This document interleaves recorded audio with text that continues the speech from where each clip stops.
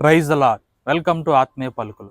ప్రభునందు ప్రియ దైవజనమ, యేసుక్రీస్తు ప్రభువారు ఆకాశం వైపు కనులెత్తి ఆశీర్వదించాను అనేటువంటి మాట పరిశుద్ధ గ్రంథమైన బైబిల్లో మత్తయి సువార్త 14వ అధ్యాయం 19వ వచనంలో ఈ లేఖనం మనకు కనిపిస్తుంది. ఈ మాటలు గనక మనము ఆత్మానుసారంగా ధ్యానించినట్లయితే, ఈ మాట అనగలిగినటువంటి కారణము, జరిగినటువంటి సందర్భం గనుక మనము చూచినట్లయితే, ఒకరోజు యేసుక్రీస్తు ప్రభువారు ఏకాంతంగా అరణ్య ప్రదేశంలోనికి వెళ్ళినప్పుడు ఆయనతో పాటు అనేక జనసమూహము ఆయన వెంబడి వెళ్ళినట్లుగా మనం చూడవచ్చు.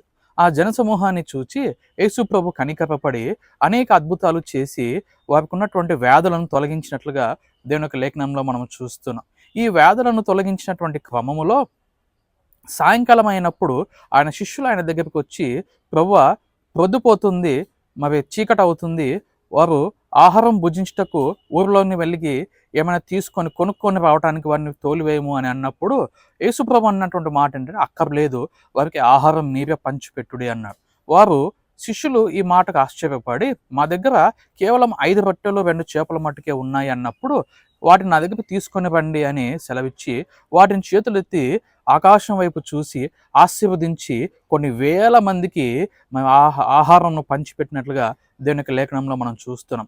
ఆయన ఆహారం పంచిపెట్టక మునుపు ఆయన చేతిలో ఆ ఆహారం పట్టుకొని 5 రొట్టెలు 2 చేపలు పట్టుకొని ఆకాశం వైపు కళ్ళెత్తి చూచి వారిని ఆశీర్వదించినట్లుగా మనం చూస్తున్నాం. ఇది మహా గొప్ప అద్భుతం. ప్రభునందు ప్రియ దైవజనమ, ఆయనకు అసాధ్యమైనది ఏంటో ఏమీ లేదు, అన్నీ సాధ్యమే. కాబట్టి యేసు ప్రభునందు విశ్వాసం ఉంచినట్లయితే అన్ని అద్భుతాలైన మన జీవితాల్లో మనం చూడగలుగుతాం. ఆనాడు ఈ ప్రజలు యేసు ప్రభు పెట్టినటువంటి ఆహారం భుజించి ఉన్నారు.